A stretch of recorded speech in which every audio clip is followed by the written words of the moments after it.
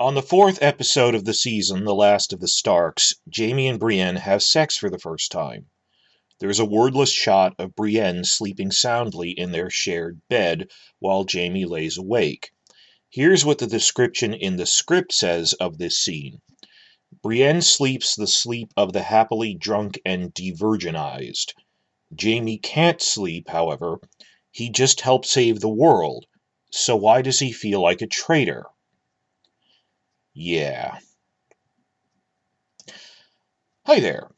Over at Business Insider, Kim Renfro just posted another report on the Game of Thrones Season 8 scripts and unaired information in them. Apparently there was so much she chose to release it in a series of articles spread out over a couple of days. I already made a video over an hour long talking about her first report. Please check that out first if you haven't already. Her first article, and thus my first video, were focused on actually new scenes of dialogue that were cut. Those are the important thing you start with. And most of them weren't so much entirely new scenes, but extended bits of dialogue here and there in 7 different scenes. Her second article, and thus this video, was more quantity over quality. It wasn't so much deleted dialogue, deleted scenes, but a lot of it was reporting on the script notes that the audience can't see, which, like the last set, were pretty bizarre. Her report had 23 notes in it, but some of them were just trivia stuff we knew already, like, oh, the person putting on Sansa's costume is a cameo by Michelle Clapton. That isn't information, that isn't news. So I'm focusing that down here to 9 short points in her report that were of any significance. I'm going to break down Renfro's new report into 3 sections, though. Scenes of actual deleted dialogue, then some bizarre stage directions that aren't really scenes, it's just what the script things say about their mental states. And last, there was a lot of bizarre Daenerys stage directions, in particular, of her mental state throughout the season, which are stupid. Some of them are quoting Robert Frost poems. They're everything I would have expected by now from these guys. But they were long enough, and as a distinct category, that I'm going to split off all the Daenerys stuff, all the stage directions of her mental state, into a separate video after this one. This helps keep both videos shorter and easier to watch. So I'm going to get to that. That's the next part. So we're going to have 3 parts in all, including the last one. This is part 2. And I'm going to skim through these pretty fast instead of reading all of them off, word for word. But unlike part 1, I made screenshots of each point in the report article, so you actually have to look at the screen for this. Don't just listen to the audio in the background. And I point this out because in part 1 I did the opposite, where I said to race through producing this really fast. I'm just going to do audio only, and it's not worth screenshotting it. You can check out the article. But if I could go back in time and redo part 1, I would have given more time to it, screenshotting it, but it's not really worth it. But for the amount of work in, I just said, screw it, I'll screenshot these short 9 things. That's really all there is. So there's 6 things that were deleted that would have been on screen, and then 3 things that were bizarre stage notes, stage directions. Starting with the deleted stuff, this actually didn't have dialogue. It was just a new shot. Point 1. What Bran was doing during the Long Night battle. Actually, this doesn't really explain what he was doing. That, she needs to make a title for each subsection in her report, but even Renfro herself seemed confused. So for this, I will read off the whole thing. Quoting her now, a commonly asked question after the Long Night episode was, what exactly was Bran doing? He was just sitting there. After Bran's eyes go white when he skin changes in the Godswood, the script says we were going to see a massive flock of ravens, bigger than last time in episode 705, converge on Winterfell from all sides, all piloted by Bran. Then, from the ravens' point of view, Bran would have seen Jon Snow on Rhaegal nearby, and also Daenerys off in the distance on Drogon. Bran was effectively helping scout the location of all the troops in the battle, or, she does say this, or at least that's what the script makes it seem like he's doing. That's her reading into it, that they don't even make it clear, is he scouting with the Ravens, or what? Why are the Ravens coming? Of what significance? Of what help is that? But she continues, instead, the final version, goes from Bran skin changing to the ravens flying by the Night King, and then it just never returned to other vantage points to indicate what is Bran doing, how is he tracking them, what impact does that even have in the ongoing battle in Winterfell. So, even Renfro pointed out this isn't really explaining what is going on. He should have been doing more. There are a lot of other little cut moments that other people, like the director, have talked about in that episode. I'm going to cover that after the Blu-ray comes out first week of December. Originally, I was going to do it earlier, but then I got delayed, and I went, might as well wait for all of the behind-the-scenes stuff in the Blu-ray so I can make a definitive video on these are all the alternate stages that the script went through.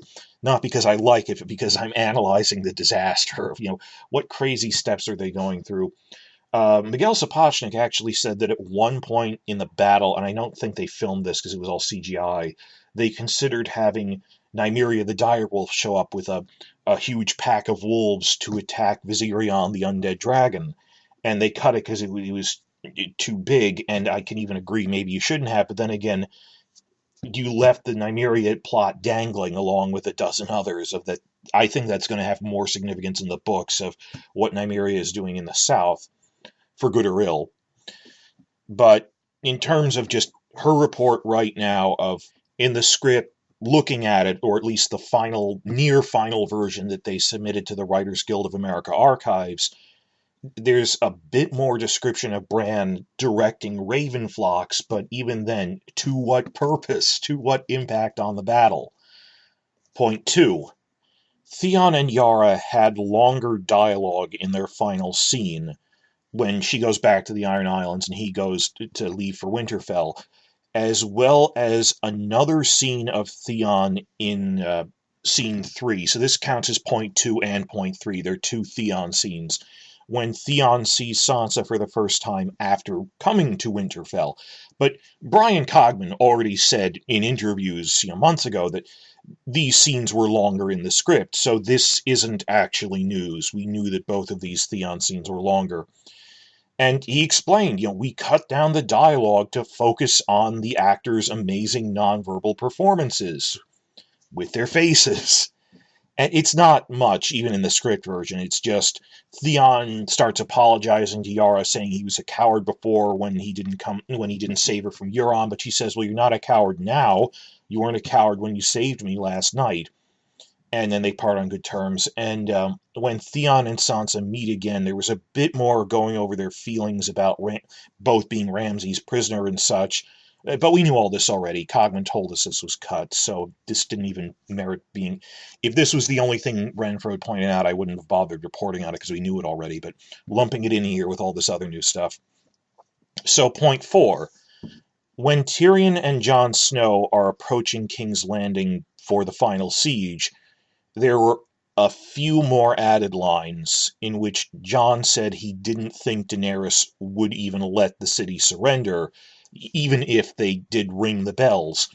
And all Tyrion can say is that they have to hope she will.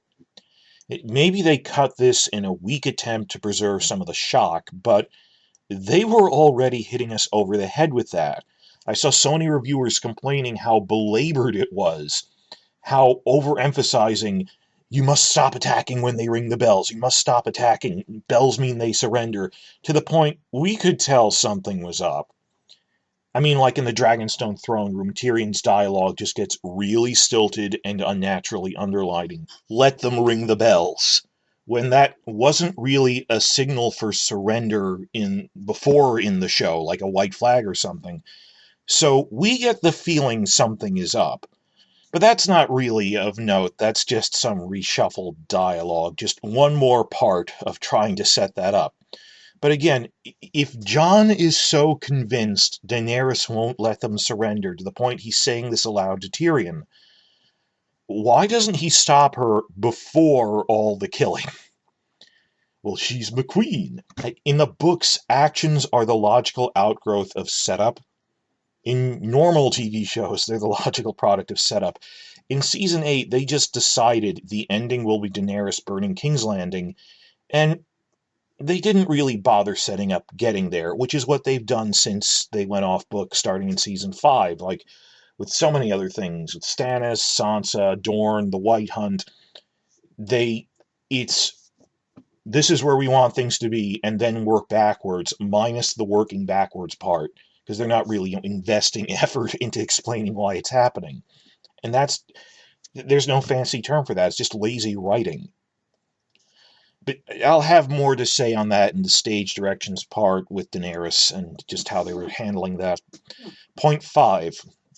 This is nothing. When the surviving Night's Watch members had their little mini reunion on the walls of Winterfell right before the battle, Jon, Samwell, and Dolorous Ed. In the finished version, they remember everyone who was with them in the Night's Watch back in season 1, like their trainee group. Well, Ed wasn't one of the trainees, but he was there. And so they mentioned Pip and Gren by name, which was a nice callback. And there was really just one extra line to that, where Jon then chimes in, yeah, and Rast was there too. Just the other member of their trainee group was Rast, that we knew who had a speaking line in the show. And, Rast the Raper, who was sent to the wall as punishment for rape and who beat up Samwell and stuff. He was the friend of theirs. I think he was just absentmindedly noting, oh yeah, the other guy there was Rast. And so after he goes, Rast was there too, Sam would say, F Rast. And it's just a little joke. They were right to cut it out, not just for time, but also for content. I mean, who remembers Rast at this point? Both in the fictional story and the TV audience. The audience wouldn't remember. This isn't something the characters would feel. They'd be talking about Lord Commander Mormont more than this guy. So it's one line there as a little joke. I wouldn't even dignify calling it deleted to call attention to it. I'm only putting it here because it's in a list of other changes. They probably trimmed that for time. They were right to cut it. No blame, just, oh yeah, there was a little thing there. And the sixth and final new thing, it isn't actually bad in and of itself, but it touches on a wider issue. On the eve of the battle at Winterfell, there's literally one stray line where Sandor tells Beric Dondarrion, stop preaching and get some sleep or something. And it's this one-line response where Beric says, oh yeah, Beric remarks, yeah, since the first time I died and was resurrected, I don't really sleep anymore. And they were probably right to cut that for time, well and good. What's more interesting is that I went back to check the books, and yeah, there's a point in the third book when Arya is with the Brotherhood, and in her POV, she notices that it doesn't seem to her, that no one announces it, but she notes in her mental narration that it doesn't seem like Beric ever sleeps or even eats now. So some months ago, there was a stray mention by, I think it was Martin in some interview, that Beric is basically the term he used was fire white or something. Now, I don't know. This has led to all sorts of speculation. I really don't know what to make of it. But a big theme Martin had in all of his works was that he didn't want to just use cheap fantasy cliches of people being resurrected from the dead, and they're none the worse for wear, like, cheap comic book deaths. No, if someone dies and gets resurrected, that should have real consequences, even if only psychological, but in many ways here physical in the books with Beric, that, he's a scarecrow of a man, that, his wounds have healed enough that he can be alive or moving around and ambulatory, but they didn't just pop back. He's lost an eye. Parts of his chest are caved in, that he's damaged physically, and there's all these gaps in his memory. So I'm not really talking about this line of dialogue here, but just in general, the fact they would have had this one-line remark by Beric of, yeah, since the first time I died and came back, I don't really sleep. It reminds me of how Jon Snow's whole death and resurrection into the TV show from season 6 onwards had no particularly significant repercussions for him, physically or mentally, and was ultimately meaningless after they gutted his storyline in season 8. Like, in the future books, what if when Jon is resurrected, he's weirded out that he doesn't need to sleep or eat anymore? If he just realizes, I don't need to sleep. Am I just a white who can think or something? Is he just a white that can talk? Well, I think Beric isn't quite a white, like, for lack of a better term, the ice whites created by the White Walkers. If, well, the Lord of Light makes fire whites. We don't know what Martin meant by that yet.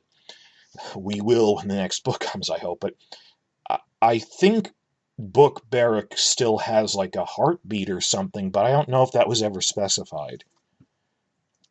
Did we ever get a real sense of physically, does he still have life processes like heartbeat, breathing? I'm not sure.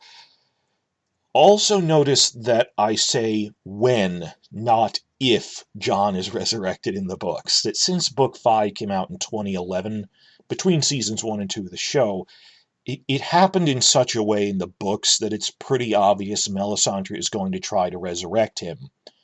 But by season 5, all the casual viewers, I mean, they played into that, spoon-feeding the hype. The hype fans who don't remember major character names were on the edge of their seat until 2016. Oh no, is Jon Snow really dead? And just, haven't you read comic books before? Thinking back to just how much, I want you all really think back just how much that stupid, it wasn't a conversation, it was just, hey, is he really dead? How much that dominated online discourse between 2015 and 2016. Is he dead? And the smarter discussion was, well, how would he come back? Because Melisandre is there, who we know can raise the dead. Well, and it's going to be more complicated in the books. The theory is, the one I subscribe to, is Beric had memory loss. He won't because Jon is a warg in the books. They never made this clear. My theory is like, by warging his mind into ghost, he can then warg back into his resurrected body with most of his memories intact. Who's to say what psychological impact that would have on him? I think he'll have his memories, unlike Beric. But, using Ghost like a USB drive to store his memories in while his body's getting fixed. But this is all obvious. This isn't some giant theory I'm espousing. Just think to how much that really dominated everything, and all of it, particularly for the TV-only fans, all of it was ultimately for nothing. Yeah, he was resurrected, but it had no impact. Well, Miss Renfro herself notes in her report that, quote, maybe they cut the line about Beric not needing to sleep anymore because it raised obvious questions about Jon Snow's resurrection. But, and this is me talking now, by season 8, his resurrection had largely lost its significance. I really feel like they were talking about it in season 7 even. I really feel like by season 8, they were almost trying to forget it at that point, to not draw attention to it anymore. So, in and of itself, this one line isn't even a problem. It was probably just trimmed for time. I don't need to think there's some grand conspiracy of, oh no, people start asking about Jon. I don't think they're smart enough to notice that, given that they've raised other plot holes by reminding us of them. It's just, it underscores how they just abandoned one of the main characters, the three main characters, not even the core cast, like Jon, Daenerys, Tyrion. Those are the people with the most POV chapters in the books, and correspondingly the most screen time in the show. And it just had no impact. And the amount they built it up, and then just abandoning it, just like the whole Night King thing, which is probably a TV only thing too. But that was all the new stuff that would be on screen. And I wouldn't even call them new scenes. They're like a line of dialogue here or there that they weren't worth mentioning in her first report, which were things that you really could call deleted or extended scenes. And I wouldn't really add any of these 6 points to the 7 I made in the first video. The only ones of note are the new Theon dialogue, 2 scenes of Theon dialogue, but again, we knew about those already from Cogman's interview months ago, so that isn't the Theon stuff, that isn't news. And the other thing is Bran was supposed to be skin changing into flocks of ravens during the battle, or something, which even the script itself, in the final version at least, doesn't really describe as having ass-all effect on the battle raging around him as people are dying. Even if he was scouting, was he telling people what he saw? Was he directing anything? No. So, was there a larger thing with him that they cut? I'm not sure, but at least by whatever rags and remnants are left in the script don't indicate anything. He was just sitting there. That was his total impact on everything, and he has the best story. Sorry. So after that next section here, there are three things that weren't really dialogue or new shots. They weren't new scenes that got deleted as such. But as I talked about in my review of the series finale script, which if you haven't seen that, go back and check that. I talk through all the points of these people do not know how to write a script. This breaks rules of screenwriting to describe a character's mental state at length like this, because you can't see it on camera, and the extent to which they do it and the silly jokes they make. So, three examples of bizarre stage directions they give which are really unprofessional. Point one. When Jaime and Brienne are in bed together after having sex, after Brienne is asleep, on camera we did see Jaime staring over at her, but in the stage directions of his inner mental state for that, which you're not supposed to do like this, it says Jaime can't sleep. He just helped save the world, so why does he feel like a traitor? This really just ties into the bigger thing, much criticized, that no, it doesn't really make sense for Jaime to go back to Cersei. I'm reasonably sure that in the books he's going to strangle her to death, but even then, purely for this TV show, why were TV-only people with no knowledge of the book saying they thought he'd kill her? It felt like they were building to that because the earlier, and not just before season 5, it felt like they were building to him turning on her. And it's not, they were consciously trying to misdirect you. It feels like you rewrote this at whim the season it happened. And we know there were things like the Cersei miscarriage that was filmed for the season 7 finale. Their storyline was going to be drastically different as they were going into this. It's not even a books versus TV show thing. So purely for the TV show, they didn't really give a coherent explanation of why he's supposed to be going back to her. Even is important, even one I disagree with. They didn't even give a coherent one. We heard conflicting things from the cast and crew. Some think, from their comments, that it was supposed to be because of his self-loathing, that he felt he didn't deserve Brienne. Others, alternately, that he still cared about Cersei enough that he didn't want her to die and was going to protect her. But now, once again, they're shifting positions and saying, no, he felt he betrayed Cersei by having sex with Brienne. She just sent Bran to assassinate him. Okay, step back before you make comments on this. Guys, maintain focus. This isn't the first time this has happened. I'm not just reporting that it was because he felt he betrayed Cersei, like Renfro's arc, going, oh, this is what was really happening, without taking into consideration they've said other contradictory things at different times. I'm saying, the point of reporting on this to you guys, and please discuss this in the comments, I'm saying they're giving multiple conflicting explanations at different times, depending on who asks them and when. And this happened so many times before in the show, particularly since season 5, where it took me a while to realize. I spent so much time trying to parse out a coherent reason, even when I didn't like, for why they were doing stuff to Dorne and Stannis and Sansa, because they were saying multiple reasons at different times, and they couldn't all be right. They were shifting constantly. And just why were these people doing this in universe? First, you have to step back and go, well, what is the writer's intent for why they're doing it? Jaime isn't a real person. Daenerys isn't a real person. You're asking, what was the writer's intent? And we didn't realize at the time that Benioff and Weiss are basically just cold reading. Please remark on this if any of you have seen my big video on why Stannis was changed from books to TV series. It's one of my biggest videos. It just passed 250,000 views, so good for Stannis there. Now, a lot of you have seen it. If I explain, it took me a while to realize it was this one big video interview where he's rambling off, Benioff is rambling off alternate explanations which contradict each other within the same interview when someone confronted him about Jaime and Cersei.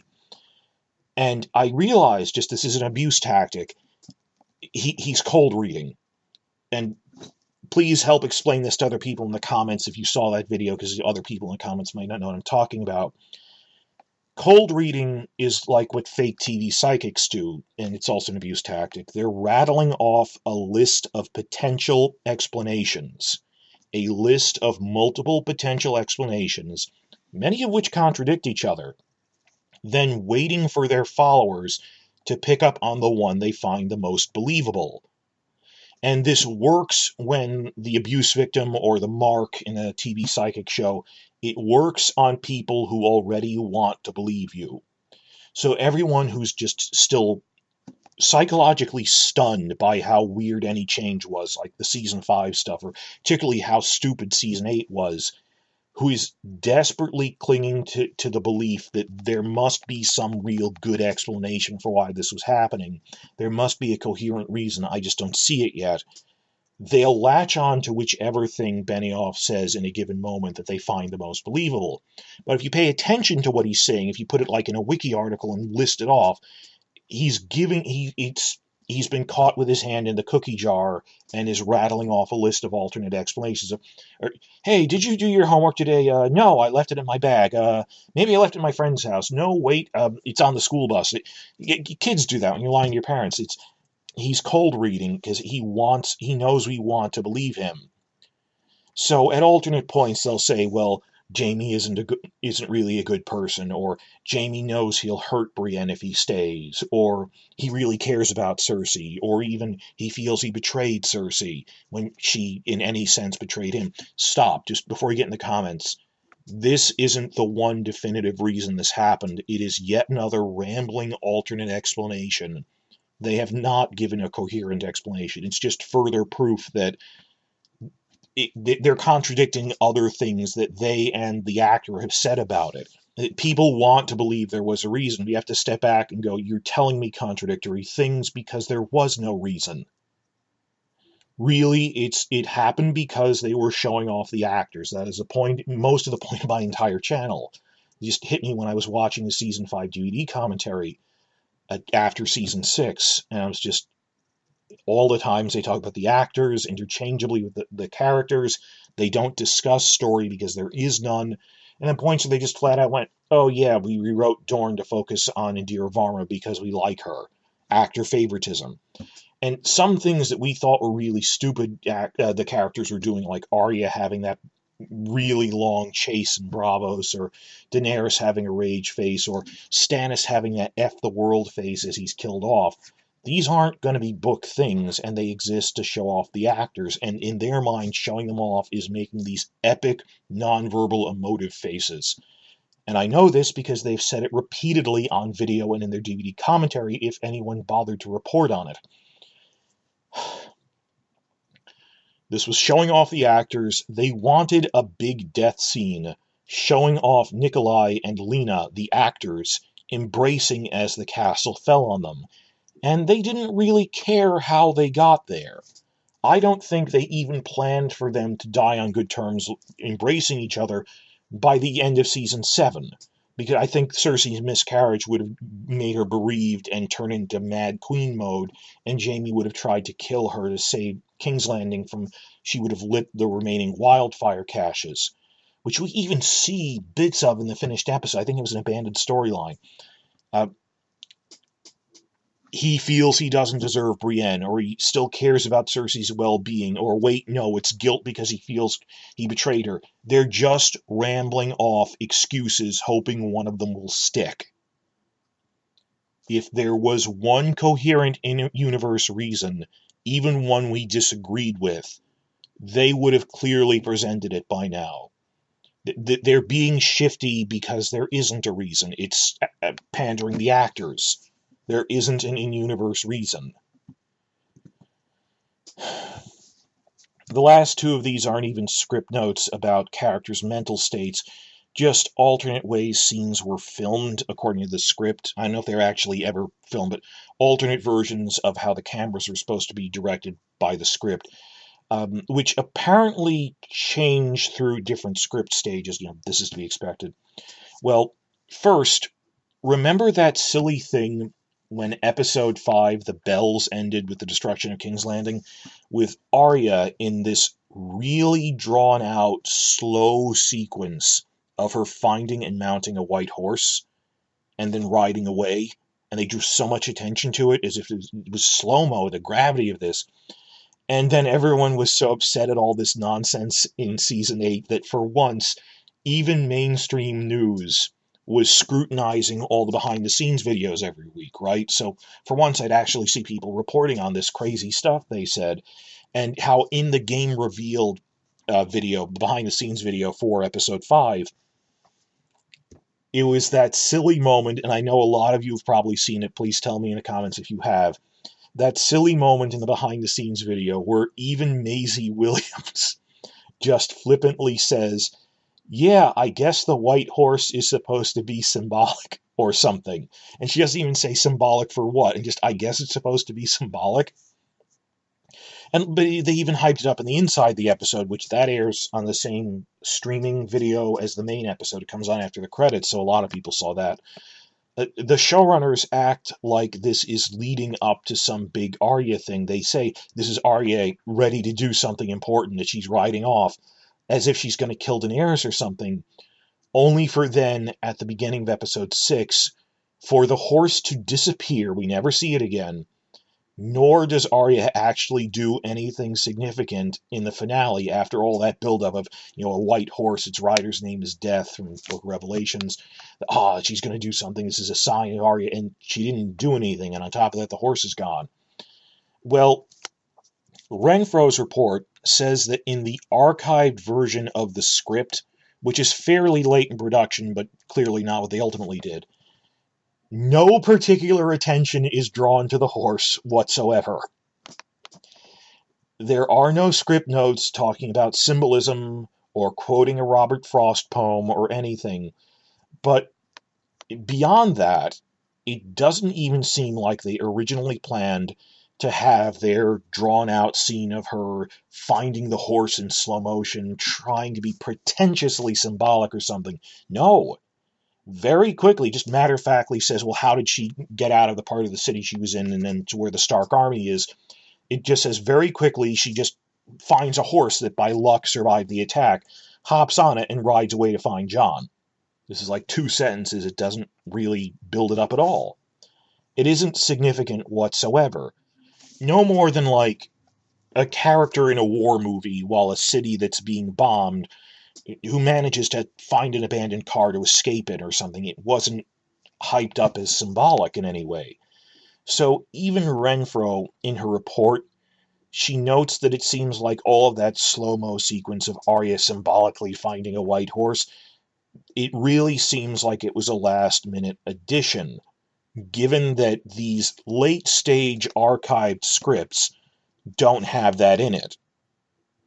It's straightforward in those, and we know there are minor changes between what they submit to be archived. Scripts go through like a dozen stages, so the archived ones are clearly, there's some things that were deleted from the final version. Fairly late in production, that the whole symbolism slow-mo thing, that wasn't part of it. And that really fits. I'm not surprised that this revelation makes sense. That you have to remember that a TV season is filmed out of order. They don't film all this chronologically. And you saw that throughout the season, like basic visual continuity errors that just didn't match up. It was just sloppy and rushed. Obviously everyone thinks the Starbucks coffee cup or the water bottles really underline that, but even like visual continuity, things like Jon is walking across the city from Grey Worm to find Grey Worm, other junk, just it felt like things were slapped together. and they didn't have time to edit it and review it properly, and then blame, oh, well, it's the biggest production ever. You are the one who imposed these constraints. That you had an unlimited budget. I just saw this stupid interview with the Davos actor desperately trying to rationalize. Well, if we went on longer, the budget couldn't have held out. They were giving you infinite budget. They offered you more episodes. They chose not to when the author who made this went, there's more story than you can fit in this few episodes. But I guess we have to wrap it up to go on to Star Wars. But I'm rambling. Sorry. You saw throughout the season these basic visual continuity errors. The whole thing was rushed and sloppy until the editing phase. After filming, there were gaps that needed to be filmed, but there's only so much they can fix in editing if, like, we didn't even film her dismounting a horse or something, or we didn't film a new entire subplot to follow through on hyping up that Arya is going to do something cool. What appears happened is that in the original version, in the late-stage filming scripts, Arya just quickly finds a horse and rides away with no attention drawn to this, just to explain how she survived. The idea being that when we then see her again in episode 6, we wouldn't even need to explain where the horse went. We just assume she dismounted off stage. I mean, really, how many times in this show did they actually depict characters on screen who rode into a castle location on a horse, then dismounting? Or like any show, like Breaking Bad, if you see someone drive up to someone's house, and in the next scene it immediately cuts to them in the kitchen, you don't need to show them getting out of the car, if no attention was drawn to the car, How many times do they just cut to an interior after they've dismounted? Nothing is unusual about any of this as described in the archived script. But at some point, very late into filming, the writers got this amazing idea that it would be a white horse for death and be this slow-mo symbolic scene when they'd already filmed episode 6. You see what I'm saying? Episode 6 was filmed. The script was done. They couldn't invent a new subplot. They couldn't add any new Arya scenes to it, or something on the scale of, oh no, Arya's going to kill Daenerys or kill Grey Worm or something. They knew when they added in this fixation on the horse that it didn't mean anything. They already knew that because episode 6 was in the can. So ultimately it just fits the pattern that we've seen of Benioff pervasively making up new stuff on the fly late into production, to the point that there's this big slow-mo scene with a white horse that isn't even in the scripts they submitted. It felt like a last-minute addition that didn't fit the next episode, and it turns out it was a last-minute addition that fit nothing in the next episode because it's not in the archived script, which is from late in the run. That's hilarious. And last little point here, the third of the 3 stage direction things. It's in episode 6, actually, when Tyrion finds Cersei and Jaime's corpses. It's not even new. I only bring it up because I actually disagree with what Renfro said in this. As we have the full public script, I can see what she's looking at. Renfro thinks the line about the dragon skulls being blackened by fires which raged for hours means that the whole room was on fire, and that Cersei and Jaime would have to be burned to death even if the rocks hadn't fallen on them, because a lot of people criticize just the bad stage direction of that scene, that just enough of the roof collapsed to kill them, but not so much that Tyrion, a single dwarf on his own, couldn't clear away the debris by himself without a team of a dozen workmen or a bulldozer. Renfro really hoped this would explain that no matter where Jaime and Cersei fled, they'd have died. But I don't think it comes across that way reading the same part of the script, or at least it really doesn't come across that way in the final aired version of the scene, which again is the same problem of, if it was blatantly obvious on screen that literally the entire room was basically melted, like melted metal and melted rock everywhere, that might have emphasized more that there's no way they'd have gotten out of there alive. But it just plain fails to do that. And really, step back, it's just another case of nonsensical stage direction. Why didn't the entire chamber just collapse on them? Well, probably, ultimately, step back out of universe and realize they wanted a big, dramatic, Emmy-worthy scene of Peter Dinklage single-handedly pulling the rocks away to find their bodies and then crying over them. That is why just enough rocks fell on that one spot to kill them, because it was enough that one dwarf person could plausibly clear away on their own and have this big alone crime scene without a dozen other workmen if the whole bottom chamber had collapsed. That is why that happened. So that's all the new stuff from her second article on this, not on new dialogue scenes, it's more on just stage directions that we couldn't actually see in the aired episode on screen, because you're not supposed to put that kind of thing in scripts. It's not really much. That's why this is just a catch-up video for little details, adding to the whole report. And one other brief thing that I liked. It's not new information. It's Renfro's own reaction to the series finale script, which I already covered the script before, but I liked something she pointed out. And I hope Renfro is waking up to just how incompetent Benioff and Weiss are. I've noticed that before season 8, she would defend them and try to sugarcoat things. Well, no, this Night King thing had to happen. They had to have dragons zipping to the wall. What else could they do? That since the finale, I've increasingly seen her criticize things and then make no attempt to sugarcoat it or put a positive spin on it.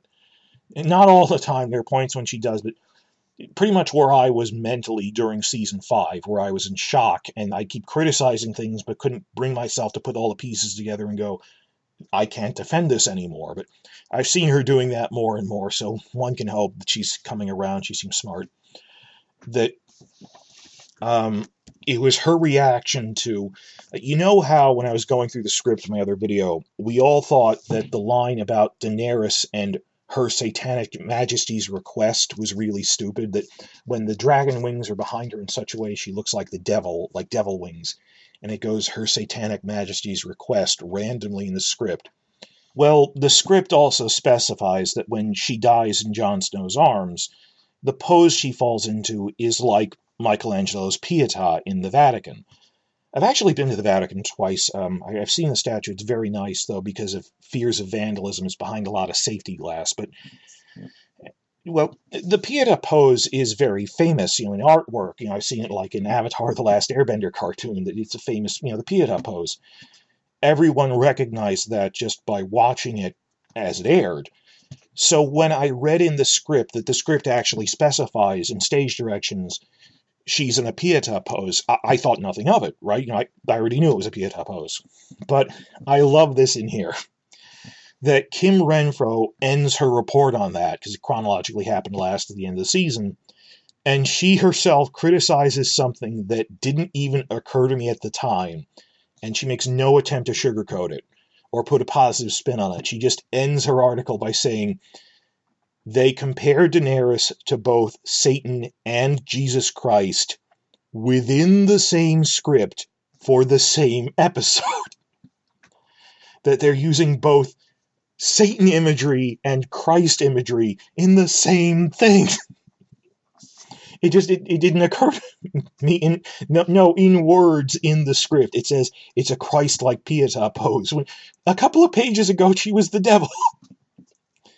And particularly the last line, absolute last line in her report, is Renfro just says curtly, quote, the contrasting analogies are not explained further in the script. That's what she ends on. So I hope she's coming around to these guys are not trustworthy and stop making excuses for them. I don't know. So this is all the little stuff. This is a catch-up, but I want to split off from this into its own separate video because it was important enough to merit focus for a shorter separate video on all the Daenerys stuff. The absurdly detailed script directions on Daenerys' inner mental state when she's burning King's Landing. Based on prior scripts, I anticipated they would be stupid. I was not disappointed. Then, for those of you who saw the preceding video, I made part 1 of this before I realized it was a series of reports she was making. So I spent time in the last video lamenting, oh man, tell me if you saw the first one in this, I was hoping that when she burns the Red Keep, that it was going to have this bizarre paragraph explaining her mental state in a long, rambling explanation, possibly by making another stupid literary reference the actor wouldn't know. Not disappointed. I mean, it's got everything I outlined in part 1 of this video. Please tell me in the comments if you saw that. It turns out what I predicted was in there for the scene of her actually starting to burn people. It's got everything. It launches into a long quote from a Robert Frost poem. And just combining the points I made from the series finale video, that not just stage direction of complex mental states that the actors can't just convey non-verbally with a facial emoting, but bizarre in-joke references like a Robert Frost poem, which they don't even identify it's a Frost poem. You have to Google, why are these turns of phrase so weird? Oh, it's quoting a poem. You know, well, they put in these references like Her Satanic Majesty's Request, or, as you saw in the other video, the French lieutenant's wife. Quote, Sophie Turner will just have to Google that reference. Did Emilia Clarke have to Google the Frost poem? But that deserves the focus of its own video, which I'm going to follow up on after this.